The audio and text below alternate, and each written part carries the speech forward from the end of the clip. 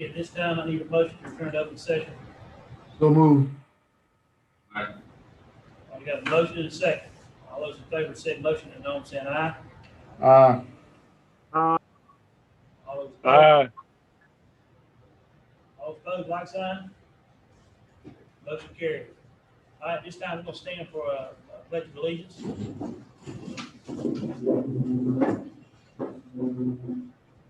I pledge allegiance to the flag Allegiance to the flag of the United States of America and to the republic for which it stands, one nation, under God, indivisible, with liberty and justice for all.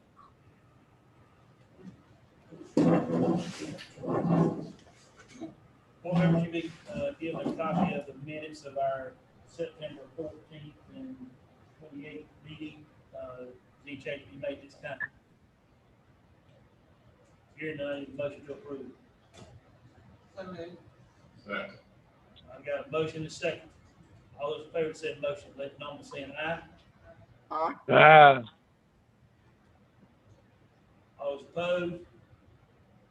All right, motion carries. We're down to our financial report. Mr. Willis.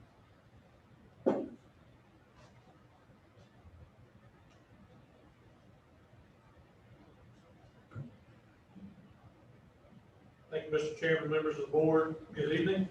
Good evening. Presenting to you the September monthly review. I would say, just as a quick note, that we are operating about where we would expect to be this time of year. Reminding you that we are under continuing resolution. But what you see before you reflects where we would expect to be after the month of September. And entering into that time of slower tax collections. So some of the numbers that you may see regarding comparison to revenue and expenditures may look odd, but they are exactly where we would expect to be. We happy to take any questions or notate any comments regarding the report. Any questions? Hearing none. Mr. Willis. Thank you. All right, going down to our next item, we're down to our personnel report. Dr. Andrews. Mr. Chairman, members of the board, at this time, I'd like to recommend the following exhibits to your approval, exhibits A through D. So moved. Second. All right, we got a motion and a second on the floor. All those in favor of said motion, let it know by saying aye. Aye. All those opposed, like sign. Motion carries. Continue on. Okay. Just a brief update. COVID-19 update district-wide. All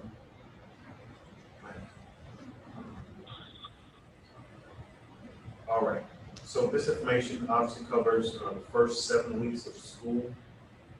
Just as the first time I presented to you, this is the total on each slide and a breakdown by week. Again, it's district-wide.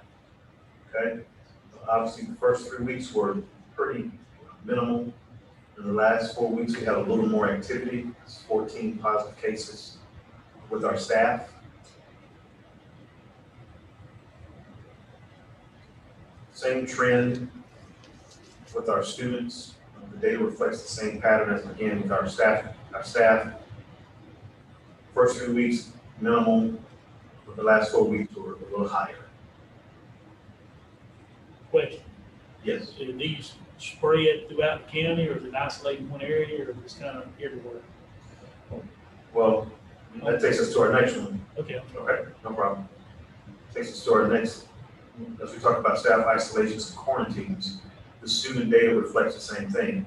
So week 6, we pretty much saw a spike there. Week 6 was pretty high, the highest week, tied with the first week when it comes up in regards to isolation and quarantines.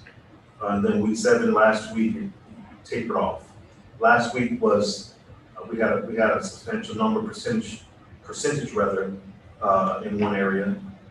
But the next week it could be another area, just to be honest with you. So you see our staff isolations and quarantines. Again, last week was a better week than the prior week. total 57.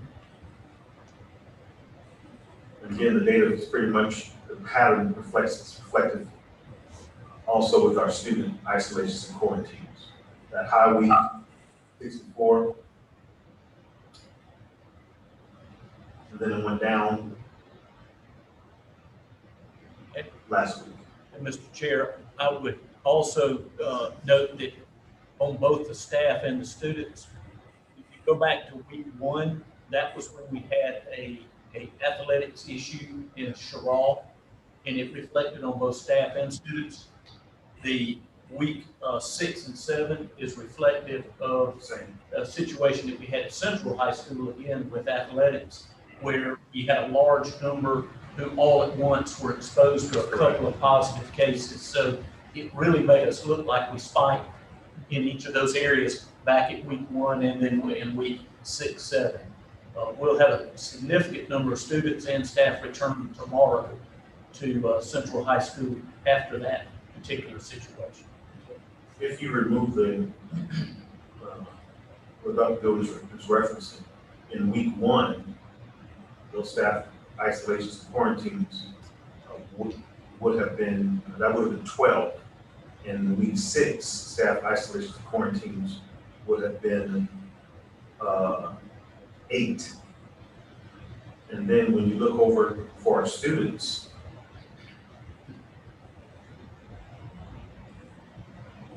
week 1, that would have been around 35. And then week 6, it would have been in the high 40s.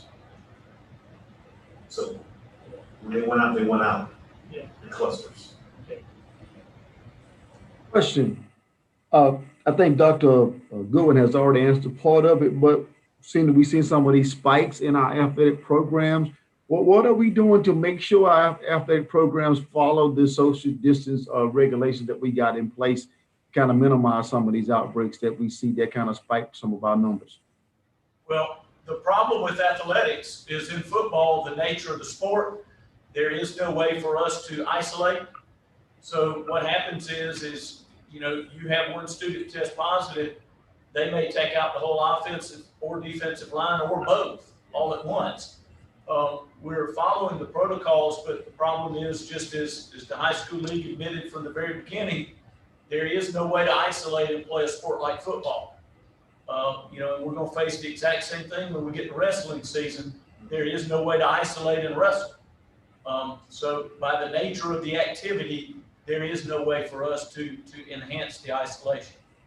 And you're right. I just wonder, could some of this, with practice, how are we testing? I mean, not necessarily testing, but when it comes to practice, things of that nature, I know that's very difficult, but I understand we're not taking temperatures and things of that nature, stuff like that. Well, and temperatures is one of those things that was basically with the CDC with schools was said, if you're going to let a student enter with 100.2 because their original guideline was 100.4, we don't even want a student with 100.2 coming in. Right. So we're wanting that. Our big issue with the athletics has been, and I'm going to go back to the line because in both cases at Sherrall and Central, it involved offensive and defensive linemen who had been engaging in practice. Mm-hmm. I will tell you that a number of our coaches have gotten to the point that practice is done in small pods now to not have full scale practices anymore. That really might not be, the best way to practice, but it's the best way to make sure you can play on Friday night is what they're approaching it as.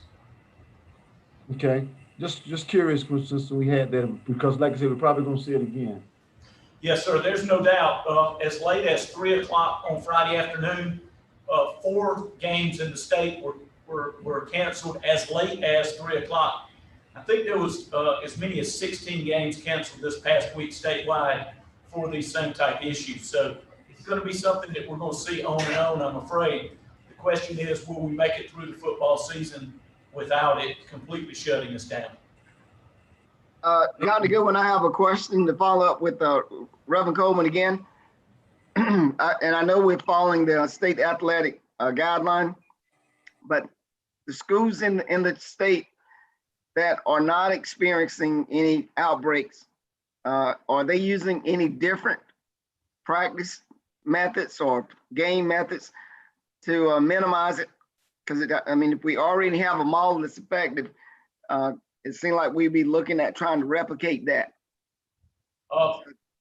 Dr. Chapman, I hate to just refer to it as this, but it's just dumb luck. Okay. Here with other superintendents, you know, we're doing all the protocols that we can to keep it. You know, again, it's just you know, somebody's having bad luck on a particular day.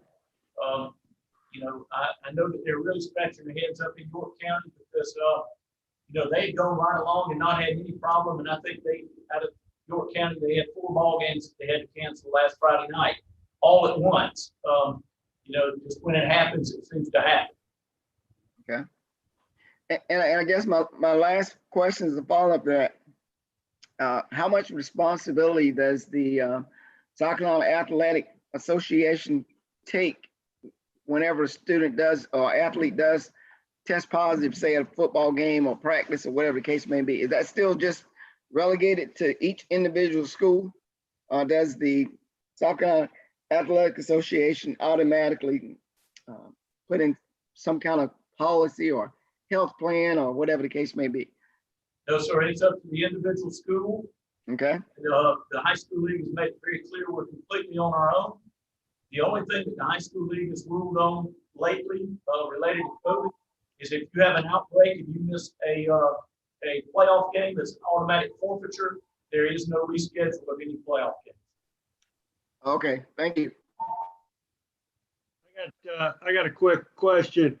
How are we percentage wise with the rest of the state when you look at our either positives versus the population or isolations versus the population across the state?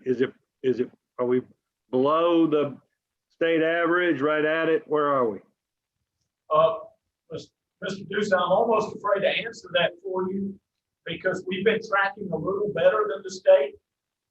If you follow the DHEC releases each week, we've been tracking a little bit better, but I'm almost scared to answer it because I'm afraid our turn may be coming. Gotcha. Okay. All right. Thank you. Question, Mr. Chairman. Dr. Goodwin, based on this low number that we have, what's our plan now for school, increasing our enrollment in school? We kind of on an A-B schedule. What's the plan now? I was going to make comments on that during the superintendent's report, but I'm happy to go ahead and make comments on that now. We have been on the A-B schedule for face-to-face instruction since we opened, and we have committed to that schedule through the week of October the 19th. We are presently evaluating October 26th and November the 2nd. You're correct. We've had good low numbers, and we've been in the medium spread according to the state for the past 3 cycles, which is very good. You've been following the news this past week. Chesterfield County has jumped back up, and we do anticipate that will go back up, but that is not really going back up for the school. I would add to that the CDC and South Carolina DHEC approved plexiglass dividers, which they had not previously approved for use in classrooms as a socially distancing strategy. They have approved a certain type of plexiglass barrier. It's a very large barrier, just to be honest. It has to go a certain distance above the student's head and a certain distance behind the student. The state of South Carolina has ponied up and said that they're going to buy the plexiglass dividers for us. They have ordered $400,000 worth of plexiglass dividers for our school district. That will help us socially distance in those classrooms that are too small to meet the 6-foot distancing recommendation that's out there. The best information we had as of Friday was that they would arrive by the end of October. So right now we're trying to judge about coming back with K through 5, K through 5th grade, either on the week of October the 26th or November the 2nd. We're going to try to get better information on the delivery of those dividers before we make that final decision. But the next move will be to bring kindergarten through 5th grade students back for 5 days face-to-face instruction.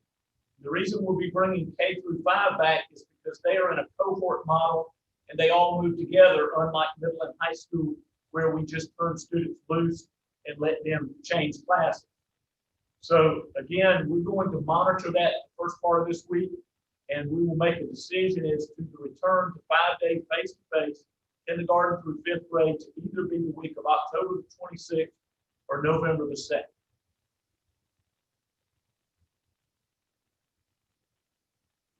Anyone else?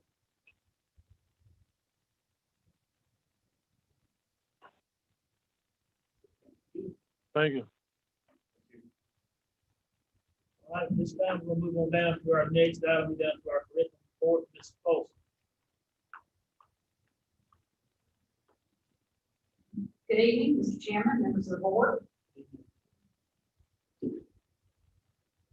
First of all, tonight, I would like to publicly recognize our due tip students for our district. From our previous year scores, Lauren Brock and Mara Brock qualified for the Duke Talent Identification Program.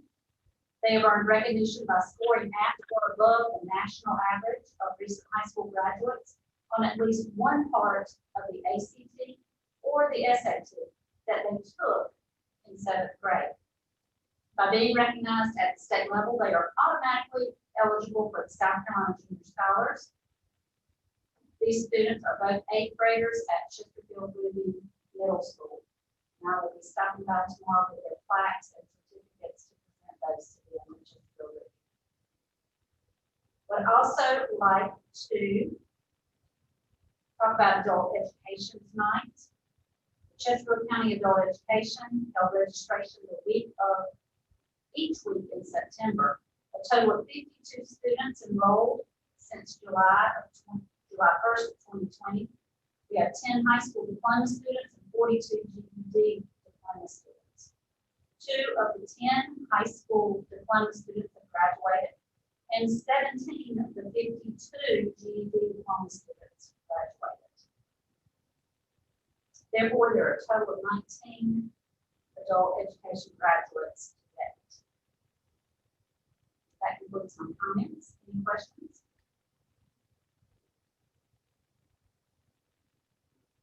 Ms. Folsom. Thank you. All right, we'll go down to our next item, down to superintendent report. Okay, most of my report we went ahead and knocked out while we were doing the personnel, but I would remind you that Monday, October the 19th is a staff development day. That typically is the Old English Consortium staff development day, but we canceled those activities. We'll have a limited number of staff development activities that day, but also a little bit of time for people to breathe deep and to pause for a moment as we move forward. Also, November the 3rd is election day, Tuesday. We are required by state law to be closed that day, so we will be closed on Tuesday, November the 3rd. We do have more of our school sites being used as voting sites because of some different things with COVID, but all of that was approved by the legislature. And of course, we certainly work with the voter registration office to approve those. So, Mr. Chair, I think that concludes my remarks. Question, Mr. Chairman. Dr. Goodwin, with our anticipated date of October the 26th or either November the 2nd, any of the bus drivers is part of that staff that have come down with been exposed to COVID-19, and if so, do we perceive a seating problem going to 5 days a week? That means that children would probably be closer, well, they will be closer together on the bus, even though we won't have a full school because of virtual school. Have we looked at that? Yes, sir. We are significantly below the 66% when we combine A and B days on our bus routes. Significantly enough that if we needed to move some students around from bus to bus, we have plenty of space available. We have not had a bus driver test positive to this point.